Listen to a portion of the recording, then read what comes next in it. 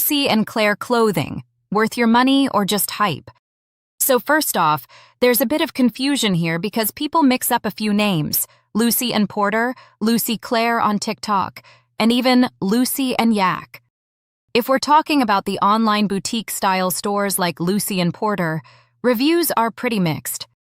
The clothes look amazing online, very trendy, very aesthetic, but a lot of buyers say the fabrics feel thin, more fast fashion than premium. Shipping can also take a while, and returns? Not always easy or cheap.